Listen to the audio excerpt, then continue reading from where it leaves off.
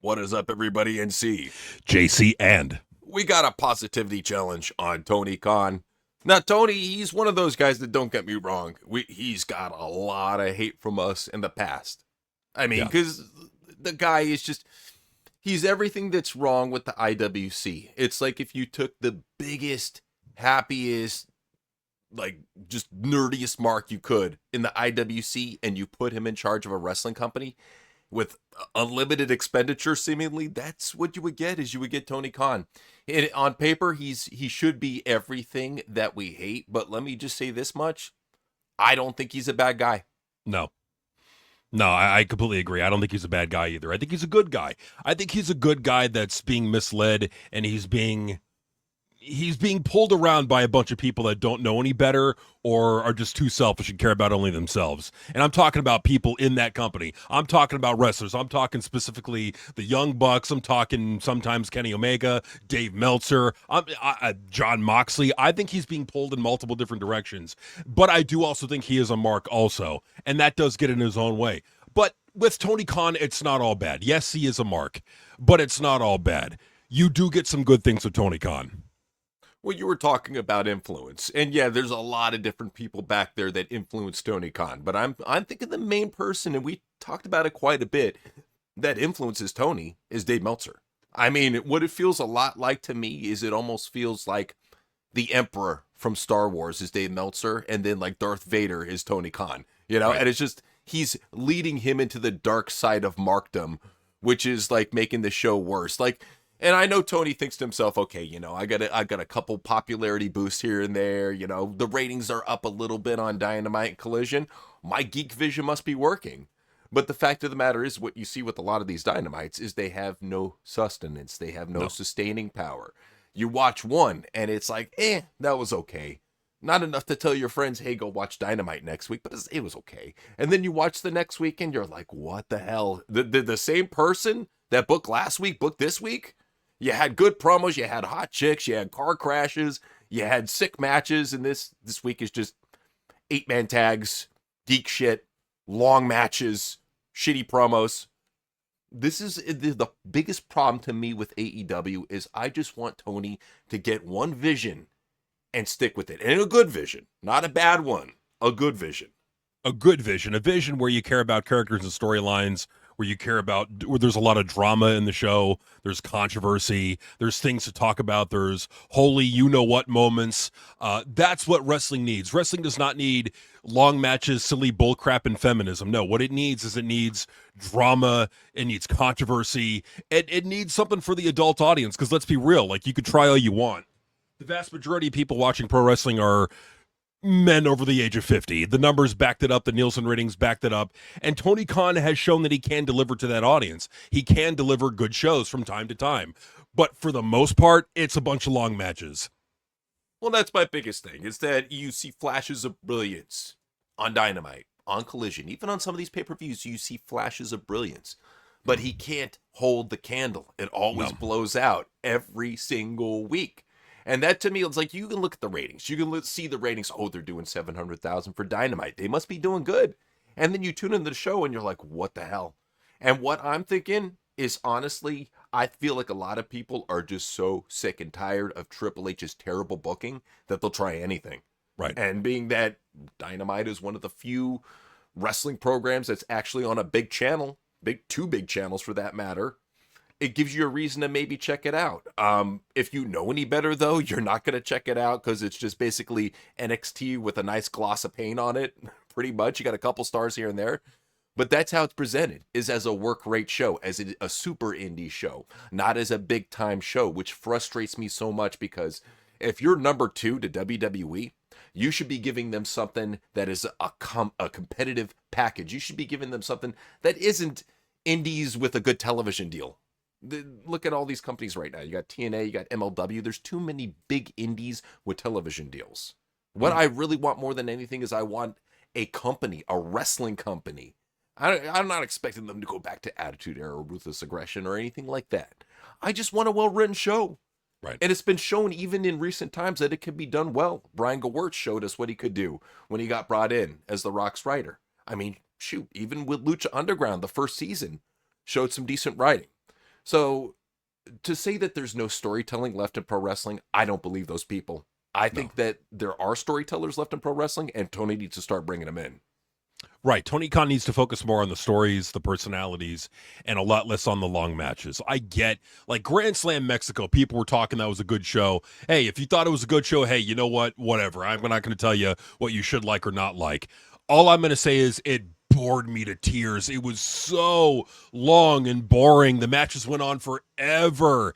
Like, this is the problem, is that, like, you can't, when you only cater to a match mark audience, don't be surprised when the numbers start reflecting that. Don't be surprised that when you're like WWE and you do the same thing, the numbers start reflecting that. Look, the masses want to see personalities, they want to see characters, and they want to see stories. They want to see drama, controversy, that maybe some sexuality from the women. Like, they want to see reasons to watch if you're not just a match mark. And that's the problem, is every company is doing the easiest thing possible. Just cater to the match marks. They're the easiest people to watch, the people most likely to watch, so just cater to only them. And then be just completely bumfuzzled, bamboozled, like how, I don't understand why our numbers are so low.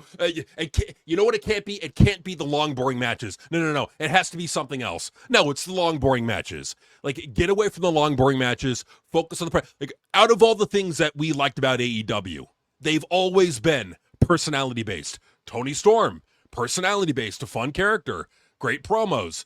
Harley Cameron, fun personality, great promos. These, and they're attractive women, of course, so that also helps. But it just backs up our point of, like, wrestling was built on the power of personality. That has not changed. It could be 1985, it could be 2025, it could be 2035, it's 2055, 2550. It doesn't matter. Human nature is that you will always be compelled by the power of personality. Wrestling knew it back then.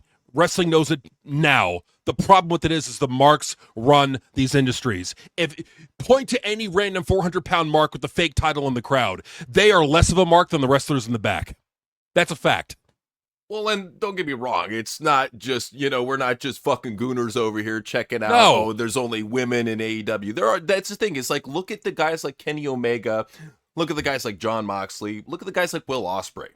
When people talk about these characters, they're talking usually not about the matches that they do. Like with MJF. Kenny, MJF, exactly. With Kenny, they're talking about his geeky Street Fighter fetish. They're talking about, his weird promos. With Will, they're talking about his goofy promos, about his video game stuff. They're talking, usually it's not so much about the in-ring shit, it's about the personality, like you said, who they are. Jon Moxley and his drunken gasoline promos.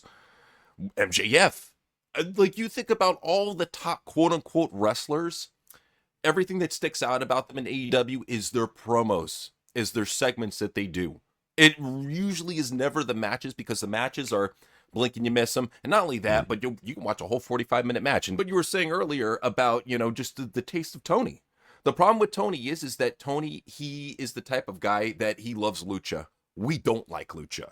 We think lucha is repetitive. We think it's boring. We think it's one of the biggest reasons why wrestling is as bad as it is right now, because it focuses so much on lucha. It's even to the point that I don't even see the strong style anymore. I just see just lucha bullshit in every single company. In every single company, it's lucha, lucha, lucha. And who is the main person that's talking about how amazing lucha is? D-Mocher.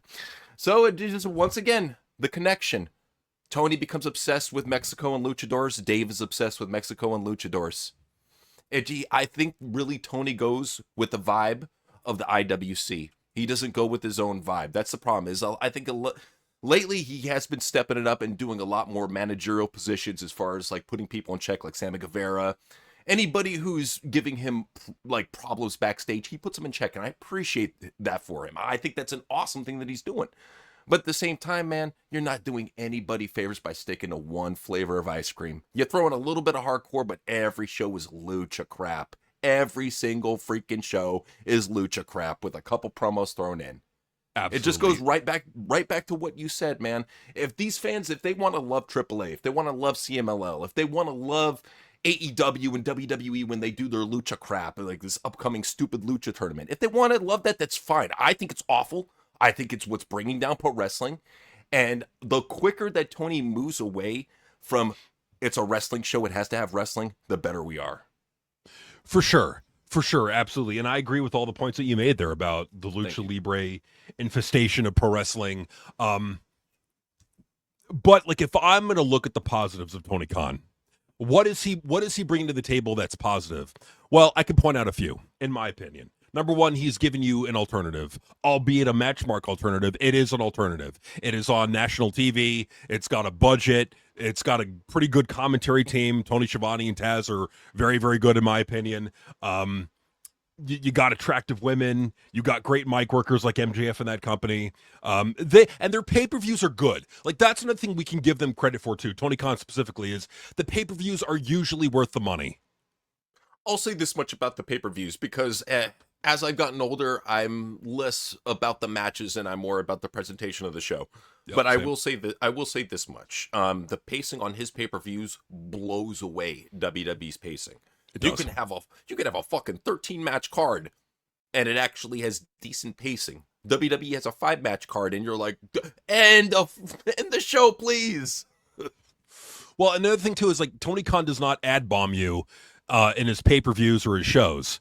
Like True. the most you get is like the standard advertisement, maybe a sponsor here and there. You're not being like bent over a barrel and just blasted with ads and sponsorships. No, it's with them with AEW you can actually watch a wrestling show without having to having it look like a freaking NASCAR suit. Like it gets ridiculous looking. It really does. All the sponsorships on it, but so that's a good thing.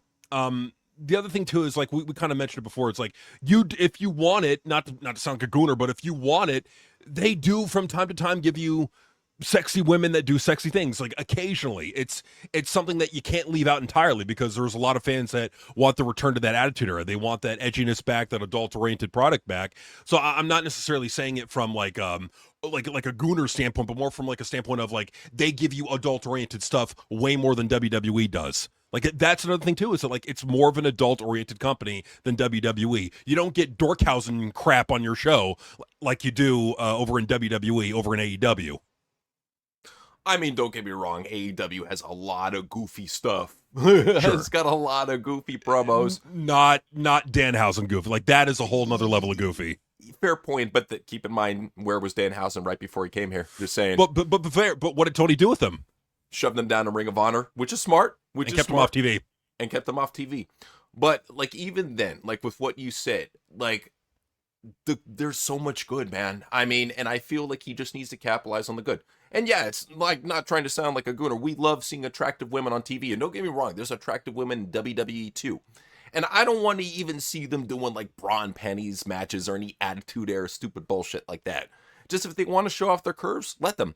Sure. That's women empowerment. Like Harley, let her show. If she wants to show her boobs, let her show her boobs. These women want to show their butts, let them show their butts. Don't tell them what to do. That's what I really feel it comes down to. Is yeah, let the women go out there do their thing. But as well, I think that they need to have somebody backstage that the wrestlers actually respect that could teach them how to cut a proper promo. That's the main thing that I really want to see out of AEW because don't get me wrong, Tony has been making strides to get better, but a lot of these dudes, man, they seem so unprepared on the mic. I would love if there was some promo coach out there that the AEW locker room actually respected that they could bring in to just up their game. Because you see the star power, man. Well, they've got one in the company named MJF. He's there. He doesn't want to coach though, and he's too young. I'm talking to, and that's the thing too. Is like he's one of those guys where I'm sure a lot of the people back there in the locker room are like, who the hell does this little kid think he is? I've spent this many years in the industry. Who does he think he's coming up like this? And I think you make a great point. So like I would name another name, Chris Jericho. Jericho would be awesome. I think that's actually a really good name because I think he's got a lot of respect backstage. Yep. I think he's very well liked. He's still a good promo. He's the type of guy that commands respect, and not only that, but a lot of these wrestlers, they're always looking out for bookings. You want to be on the Jericho cruise, you know what I'm saying? So you're not going to screw that up. So I think that's actually a really good choice since they wouldn't use Jake Roberts and you couldn't understand what he's saying anyways nowadays. Jericho, I think, is a really good choice, and that's who they really need. Is they need more mentor positions backstage. And I think even the same for the women. Bring in some respected women veteran wrestlers that could really show these women the ropes and make sure that they don't botch as much. Just clean everything up. That's the big thing that I think they really need backstage is more veteran presence. I mean, because Arn, he was back there. He tried telling them what's up. They didn't want to listen. That's really what it comes down to, is you have to find somebody that these young kids would listen to. I don't blame them for not listening to CM Punk. I mean, Oh, look at the guy, you know? yeah, I mean, seriously. I mean, in Punk is probably just miserable all the time, like mopey backstage, pooping his pants like he always does. Yeah. But like, I think for AEW, for their women, they probably need like a veteran, like a Mickey James, but she's probably too deep in the WWE system. Like, I don't know, like a Medusa, you don't want to bring her in because you're really not going to learn how to cut a good promo from Medusa. Never been her strong suit. I don't know who they could bring in. I'd be fine with Victoria. I think Victoria, that she's an okay promo. She's not like one of the best of all time, but she's an okay promo. She's competent. Still looks good enough to be on TV even as a manager. So whatever. I mean, shit, it's something, you know. Dawn Marie would be another one. She just started up her OnlyFans. She's looking for cash. Tony, hire her. I mean, there you go. I mean, it's like there's got to be some chick out there. You know, go ahead and name them in the comments. If we're missing anybody who you think would be a tremendous benefit to that company that like has not like they're not like a WWE lifer, but they're like a respected name that knows how to cut a promo. Medusa does not qualify in that. Not a good promo. No. Good in the ring, I'll give her that, but promo never really been her strong suit. But yeah, man, like I agree. There's so much potential with AEW still. Like I still feel like they have not reached their true potential. They got the money, they got the platform, they got the talent in a lot of the cases to pull themselves out of this, to really be more competitive with WWE than they are. Well, and yeah, you know, you're absolutely right as far as like they do have all the potential in the world. But let's talk about Tony as a person. Sure. Like you watch Tony's interviews and the guy, he knows how to be just charismatic without even trying. It's just he's inherently a very charismatic person. He's got that just that nerdy, geeky, likable sense of person about him. It's something that some people would think is cringy or off-putting. I think he's a sweet man, you know. It's kind of weird seeing a sweet billionaire rise up to number 2 in the pro wrestling industry. Maybe if he was cutthroat, he'd be number 1, but he shows that he doesn't want to be that person. And I kind of respect that from a, you know, just his God standpoint, that he doesn't want to sink to the level of, you know, another company like WWE. And I get that. That's cool. And I just also like the fact that he's always given money to charities. He's always one of those guys you hear about, like the wrestlers saying, yeah, Tony hooked me up with this. Tony hooked me up with that. Tony paid for my, pay for my injury, pay for my broken neck. And he doesn't go out. He's not like Cody Rhodes, where he's like, oh, I just pay for this guy broke a neck. I pay for this guy broke a back because I did it. You know, you don't hear that. You don't hear that. Like with Tony, he keeps that all to himself. He just does things that are nice because he has the money to do it, you know? And even you hear stories about Fulham FC and Jacksonville Jaguars. The players like their guy. They like Tony. I don't ever really hear too much slander about him. No, he's a really, really good guy out of all the billionaire. And like, because like when you think of like the son of a billionaire, you're thinking, okay, this guy's a snot-nosed little prick who thinks he's better than everybody and he treats people like crap. No, that's not Tony. Tony Khan is probably one of the nicest people he's probably the nicest billionaire that I think has ever existed. Like, name me a nicer billionaire than Tony Khan. Well, especially in pro wrestling, like right. You won't find a nicer billionaire. There's like barely any billionaires in pro wrestling. But no, like altogether, if we're talking about business owners, there's not too many people that match up to Tony's nice guy energy. And at the same time, though, what do you always hear? Nice guys finish last. Yep. I will say, Tony, he's been doing a good job of putting his foot down with talent that, you know, are being disrespectful to him. I mean, even his situation like where Shane McMahon, he's a big Shane fan, and Shane came to meet with him, and Shane was like, I want to take care of creative. I think you need help. And Tony's felt insulted by that. He's like, no, I don't care how big of a fan I am of you. This is my project. This is my vision. It's just all a matter of he just needs the right person to steer the ship. Will he get there one day? Hopefully. I really hope so. But at the end of the day, I'll say this much, Tony, we're rooting for you. Yeah, no, we're actually rooting for Tony Khan because, like, WWE, man, screw WWE. Forget them, man. Like, honestly, I'm at the point of, like, with WWE, this past Raw was garbage. The other Raw was way overhyped by a lot of people. Like, it was decent at best, and that's being generous. man, you know what? Just like with this, like, just forget about WWE. Forget about it. Forget about them. Let's focus on AEW. Let's focus on JCW, TNA. Let's focus on the companies that actually have to try. Because with WWE, you look at them and you go, well, like, where's the pressure for them to be any better? You know, like at least with like you could see there's pressure on like JCW, TNA, maybe even AEW. Like they're at least trying to some degree. WWE, they're not trying. The creative shows that they couldn't care less.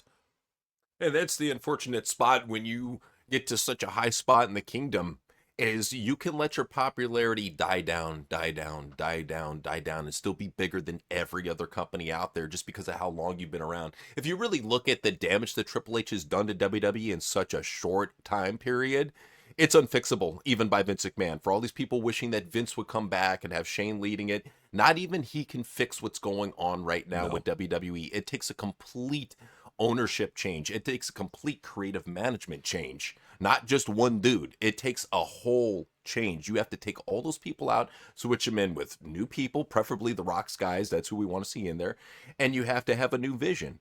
And that's why we're really doing this positivity challenge on Tony, is because we see change in AEW. It may be very hard to see to most people, but we do see change in AEW. In WWE, there is no change. If there is change, it's bad change. It's getting worse, and it's becoming more unwatchable. And it's like they try to do what we talk about on our live watch-alongs, but they don't know how to execute it. They just don't have the creative aspect. They don't have the creative capability to do so. So it's just very frustrating seeing them fail so much times over and over with this big corporate empire. Like you're basically China. You are China, and you can't get your job done. Come on, man. Well, and I would even add on like another point of positivity for Tony Khan is like, look, how many stars has Triple H made in the past 4 years? None. Well, that's None. the frustrating thing, too, is like people will say, Gunther's a star. No, he's not. Sami Zayn is a star. No, he's not. KO's a star. No, he's not. Like all these people that they'll say, oh, they came from black and gold and now look how awesome they are. Not even Cody is a star. No. Like Liv Morgan, I'm sorry, she's not a star. Like really the only kind of star that they have is Roman. And even then, he's losing star power. LA Knight, if they gave him a ball, could be a star. Logan, if they gave him the ball, could be a star. It's just frustrating. You see what's going on in WWE. It's so frustrating. That's why we're really trying to put this energy towards Tony, because we want him to be better. We want him to be at his best. And we want him to just, at the very least, if you're not competing with WWE, put on the best show you can. Right. Well, and like but as like a benefit to Tony Khan in this is like Tony Khan has actually made stars. Tony Khan built MGF. MGF was an MLW guy who had potential. Sure, goes to AEW, and Tony Khan built him up into a star. He was not this big of a star before Tony Khan booked him.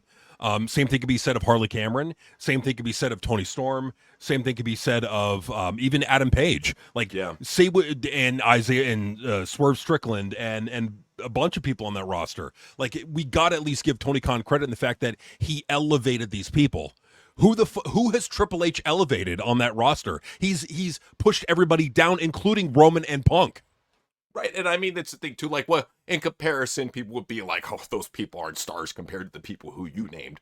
For an independent company without WWE ties, with like under 10 years in the business, I think it's pretty damn impressive what he's done with all these people. I mean, granted, people have their own little complaints about Kenny Omega and Kazuchi Okada. They're still bigger household names in AEW than they were trapped over in New Japan. Adam Page was a Ring of Honor jobber before Tony actually gave him a push.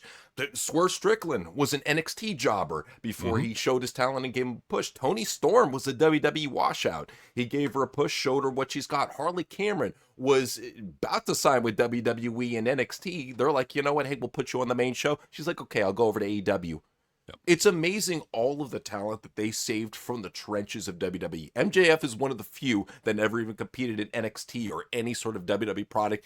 He, in a lot of terms, I think that he is the one true AEW hometown star that they have. When you talk about a star, he's in Happy Gilmore too. Say what you want. He's in the Iron Claw. The guy's a fucking star. And that's the point that I think that we're making here about Tony Khan is that, like, look, crap on him all you want. But if we're comparing what Tony Khan has done, booking-wise, compared to what Triple H has done with WWE, Triple H has not elevated anybody. Tony Khan has elevated multiple people. And I could throw two more names in there. Let's add Willow Nightingale in there, and let's add Tekla in there. And we could probably even throw Megan Bain in there. And Chris Statlander. Like he's elevated multiple people. And he's in the process of elevating the Procto star. What's his name? Kyle Fletcher. Kyle Fletcher. No, I would say Kyle Fletcher's already there. He's very impressive. I think for just coming in, I think he's got a lot of upside to him. And that's the thing too, is you see like even newer stars being made, or at least being tried to be made in AEW. In WWE, you see the same old crap. I mean, don't get me wrong, they're really forcing Obafemi, but I just think it's too soon. I don't think he's the guy for the job. He needs a promo coach, or at the very least, give Paul Heyman, give him something, man. I would think Paul Heyman would do more for Obafemi than he would do for Braun Breaker. Just saying. No, because with Oba's just this big, imposing force. He needs a mouthpiece. He needs a guy who can hype him up and be his promoter. Could be his Don King. He needs that kind of a guy. Brock Lesnar needed that kind of a guy, and I think that if they're going to do this, I think it just makes a lot of sense. But like you can't, and that's another thing too, is that like at least with Tony Khan, and this is another positivity, you can trust that he actually wants to build people up. You may disagree with the booking. You may disagree with, I disagree with having Tekla lose to Willow Nightingale, but I get why he did it. Because Tekla had a long title run with that. She had a good run, 7 months. This is elevating Willow Nightingale, and what you're doing is you're elevating more people on your roster. You're not shoving anybody really down that you haven't really built up. So at least there's that. But like this, we got to really make a big point of this, because like this is the number one reason why people wonder why SummerSlams are not selling out, why WrestleMania is having to mark down tickets, why WWE is struggling to sell tickets, and why no one gives a crap about WWE. It's because of the lack of star power, because Triple H didn't build them. He 50-50s everybody with half thought out, boring booking that is intended to shove people down and keep them at a certain level. You're not building new stars. And so Triple H is in a position where that's why he has to keep bringing people back from the past. Well, what happens when you can't do that anymore? What happens? What happens is you start having tarped off sections at SummerSlam. You start having tickets available for $25. And for those, he couldn't even give them away. They had to have a lot of comp seats at that SummerSlam. So at least with Tony Khan, the positivity is that he's trying to build new stars. Well, and I like it how he's using managers. Like, yes, not my favorite guy, MVP. but MVP, exactly. Don Callis, Stokely Hathaway. These guys are actually being used as managers, and I think this is something that needed to be brought back. We need more managers. We need more valets. We need more stables, and that's the one thing that I think AEW is really excelling at, is bringing back that flavor that we kind of left out over in WWE. And it's so frustrating when you see, the potential for stables. You see the potential for managers, the potential for valets, and Triple H has this mindset where, if they can't wrestle, screw them. And that's what it comes down to. Yep. In AEW, if they have a talent, Tony will let them use that. And what I love too is AEW isn't one of those companies that takes their veterans that have all the star power, like Jon Moxley, like Chris Jericho, and shoves them down your throat in huge talking segments. Ed and Christian, shove them down your throats in huge talking segments that really take away TV time from all these guys that they're trying to make stars. You turn over to WWE, it's all these dudes in their 40s who you've already seen way too much, taking up all the TV time. And when they do put young guys out there, it's freaking like Dragon Lee. Like, I don't want to see Dragon Lee, bro. I don't want to see any luchadors. I don't want to see any of this flippy shit. Show me a young dude who's actually good on the mic. Is that possible? Even a hot chick who's good on the mic or decent in the ring. Is that possible? The closest I get now is Stephanie Vaquer with her broken robot Mexican English, and it sucks. It sucks, dude. What? Like, you do not like my promo skills? How dare you? Well, and that's my problem too, is like in WWE, don't get me wrong, they do have very good female wrestlers. Right. But when you compare the all-around packages, like you named off a bunch of great names. You named off like Chris Statlander, Megan Bain, Toni Storm, Harley Cameron. Let's just focus on those 4 women right there. Chris, she's got a long way to work on her promos, but all the other 3 women, they're all-around threats. Right. You put them over in WWE, you would have immediate main eventers. Even Chris Statlander. I think you would have immediate main eventers. Even Willow. I think you would have immediate main eventers, because That's what they need more than anything, is they need youth with personality, or at least just give me somebody in their 30s with some personality that's good looking. AEW can do that. They can do that. WWE, they can't. What happens once these women start to reach their 30s or mid 30s in WWE, late 30s? They start looking haggard. Look at Bayley. Look at Becky Lynch. Yeah. These are not women who should be taking up all the TV time, and that's the whole No. thing too. Is it's not even just a dude thing; it's a chick thing. All these, I hate to say it, all these old farts all over the damn show. It don't matter if they're chicks or dudes. I'm sorry, but if I'm tuning into a wrestling show, I don't mind seeing an old dude promo here and there, but I don't want to watch old ladies wrestle. I want to watch young women wrestle. Because you at least want to know that they're going to be there in like 5 years. Like that's not only that, but all the women that we see are all broken down, dude. They've all had their fair share of injuries. They're all becoming moms now. I mean, half of the roster has been out on maternity leave. It's like, come on, dude.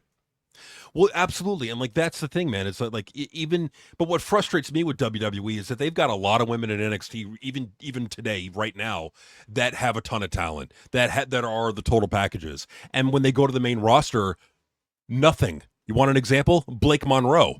Look, I don't like. I mean, she's great in the ring and she's good on the mic. I mean, looks are debatable, but like maybe she's not everybody's cup of tea. But I will admit to you that she's good in the ring and good on the mic. Fatal Influence. Fatal Influence. That's another one. Like JC Jane, good in the ring, good on the microphone, looks good to me. Even like, and there's like Jordan Grace is another one I'm surprised by. Like you thought that Triple H was gonna love her, great in the ring, not good on the microphone, not the best to look at, but she's like that muscle queen work rate style thing that Triple H loves. No, does nothing with her because he does not want to build new stars. Because what I think, honestly, I'm going to say another thing. Like I think people want to think that Triple H is like this is asshole bookers, like it's my way or the highway. I do think there's some of that, but I think Triple H wants to be liked, and so I think Triple H wants his black and gold darlings to like him. That's why he constantly keeps them on the show. Rhea Ripley gets to keep her title even though she's unable to defend it. And there's like some interim title going on, so there's that bull crap. And Black and Gold Darling, Io Sky shoved up your butt every week. Becky Lynch, Bayley when she's around, like he definitely gives priority to the NXT Black and Gold Darlings. There's no doubt about it. It's a popularity contest at the end of the day, and he wants to be liked. Tony, at the very least, as he's getting older, doesn't care about being liked by everybody. Even one of his top guys, Swerve Strickland, crossed him backstage. He's like, all right, go ahead and sit home for a month. You're in timeout. You know? And even what was it with Sammy Britt Guevara? Baker. Sammy Guevara, Tay Mello wanted to get out of her contract. Britt Baker, exactly. He's not putting up with the crap anymore, and he shouldn't. It's like you've given them a paradise. That's the way I look at AEW. In today's modern wrestling sphere in 2026, to be in a company that's not WWE, that pays you as well as it does, and you're on national cable television, be grateful. Be unbelievably grateful that you are in a spot like this, because without WWE, you would not be. Without AEW, you would not be. No, they wouldn't be. And that's the thing, is like that's the good thing about what Tony Khan is doing. So like, we'll love him or hate him, however you feel about Tony Khan is now putting his foot down with his wrestlers. He's not going to deal with their bull crap. And quite frankly, he doesn't have to, and no booker should. Like if you're a professional wrestler, you got to be a pro. You got to act like a pro. And when you act like a petulant child, I'm sorry, you should not be given preferential treatment. If you're throwing temper tantrums backstage, you should not be given preferential treatment. You should not have your you-know-what sucked. No, you got to have your feet held to the fire and be a pro. And you don't see that in WWE. You see a lot of the crybabies still getting their push, still getting everything they want. Look at CM Punk. Look at Rhea Ripley. They cry backstage a lot, and they get everything they want. And it's frustrating, too, that you have a pushover boss that hasn't become better. He's still trying to be Daddy H to all of these talents, especially Hugging if you them. especially if you raise them in black and gold. You will literally see him go up and hug these people like they're his own children. And it's weird because he already has children. I know he looks at them like, oh, they're my extended family. They're employees. That's the whole issue, is that he's formed such a bond with these people that they'll go out and they'll break their necks for him. We saw on Unreal just recently, Braun Breaker say, I break my freaking neck for you. That's what he's got them brainwashed. It's almost like Stockholm syndrome. It's crazy how he's got a whole entire roster willing to hurt themselves for nothing. You know, they're the children I could give a certain kind of hug to and not have CPS called. Yeah, because they're old enough, right? And that's the frustrating thing, too, is watching women that you know are in their mid-30s be infantized, you know? Like they're being infantilized, like they're being hugged and coddled. Like, look at Rhea Ripley again as another example. They're being hugged and coddled. Like Liv Morgan backstage of that Survivor Series last year. Like, she's crying, like, am I good enough? He's like, yeah, you're awesome. You're Liv Morgan. You're amazing. You don't see that crap with Tony Khan. They're pros back there. Tony Khan wouldn't do that. Be like, hey, good match, good fucking match, good match. That's the most you're going to get out of Tony Khan. Well, Tony will enthusiastically hug them, but it's not... With Tony, it's just, it's an awkward hug. That's all it is. It's nothing I can tell in his eyes. Nothing sexual about it. He's not, I don't even think he's a sexual person. I think that he just, I don't even think he masturbates. I don't even think he's ever touched his penis other than to just dab it at the urinal, you know, to get the rest of the pee out. But no, he just comes across as a guy that he's not sexually driven. When he does those hugs, they're just, I love you, I'm geeky hugs. That's all they are. They're innocent. They're not like with Triple H, where one of his female talents literally hops up into his lap, looking at you, EO, and wraps her legs around his torso. You literally see genital to genital, and nobody says anything. They're just, this is the spell that he has these people under. They'll make fun of Tony's geeky hugging, but they'll never make fun of Triple H's sexually suggestive, weird hugging that he does. It's just, I don't get it. And he's married too. At least Tony's single. Well, I mean, depending on the rumors. It's a rumor. You know, it's a rumor. It's fun. It's a fun rumor to talk about. Don't get me wrong, because we love goofing on that rumor. But at the end of the day, that's the thing about a lot of these power couples. Look at Hillary and Bill. Look at Vince and Linda. The reason you'll never see them split up is there's too much power there. That's why they'd rather just, my opinion, do their swinger stuff on the side and just say, hey, we're married. It's too much of a pain in the butt going through divorce and splitting up all these assets. You're basically my roommate. Just don't get any stains in the bed while I'm not here. That's what it pretty much comes down to. I mean, it might be. Who knows? But like with Tony Khan, like the positive with this guy is like you don't get any of that drama bull crap with him. You don't. He's just a good guy that loves to consume powdered sugar and wrestling, you know? That's what he loves. He's like really like a 12-year-old in like a 44-year-old's body. It's crazy. Right. But it's almost like Tom Hanks in Big. It is. It is. Like one day Tony Khan was just at some like Coney Island festival, and then he saw like this talking marionette machine. I want to be big. He stuck a quarter in, he made a wish, and he woke up and he's Tony Khan. It's crazy. And then like another aside, like another positivity reason for Tony Khan being a good guy. I mean, like he's funny. Yes. Whatever you say about Tony Khan, good, bad, or differently, whether you think he's the worst booker ever, or he's a bad booker, or he's good, or however you feel about him in that regard, you got to admit the guy is hysterical. I want to see him on TV.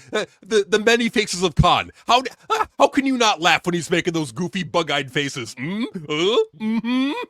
Well, that's the greatest thing too. Is he can laugh at himself. He doesn't say a single. He doesn't have to say a single word, and he can make you howl with laughter. I was watching the Coach and Bro interview that he did, and just the faces that he had just had me rolling, dude. He didn't even even when he talked. Yeah, don't get me wrong. He said some funny shit, but his facial mannerisms are Hollywood level. The guy he doesn't know how physically charismatic he is. That's the most frustrating thing about it. Well, that's what's right. Like people say, no, like idiots like Eric Bishop, like keep him off TV.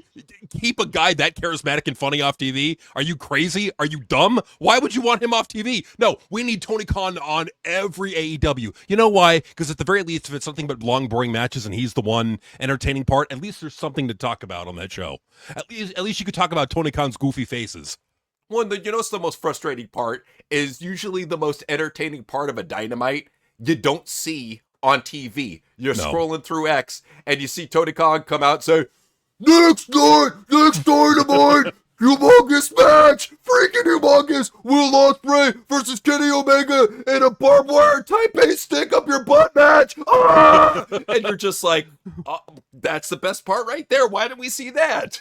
Right. Like, why is Tony Khan not an on-air authority figure? Like, even if he's a babyface authority figure, okay, at least Tony Khan would be hysterical. You'd be laughing your ass off. How could you not want Tony Khan on your TV? Like that, damn it, that's a demand. Tony Khan, I'm putting my foot down. I'm demanding it. You on every episode of Dynamite and Collision for the future, and there's no discussion. That's the rules going forward. Tony Khan on every show going forward. He's humble. I think that's what it comes down to, is he's a humble billionaire that realizes, I'm sure maybe deep down he realizes, hey, I would love to go out on TV and play that Vince McMahon type character. But at the end of the day, he's like, you know what? I got to let my stars have the shine. It's respectable, but it's like when you have, I've always thought when you have a light, let it shine, you know? Yeah. That's what I'm saying. I hate to like compare him to Michael Jackson, but when you have a light, you let it shine. Just saying. Damn it, like the times that he was on the show, they were funny. Like I just like Tony Khan goes out to confront Kenny. Like he's like, "No, you had 3 matches and you had 3 matches and you still owe me a match. No, that was bullshit. You still owe me a match at Wrestle Dream." Like there was that, and then they're hyping up the NBA crossover. It's like some Greek guy, the Greek Freak. That was amazing. Hysterical. That was hysterical. Amazing.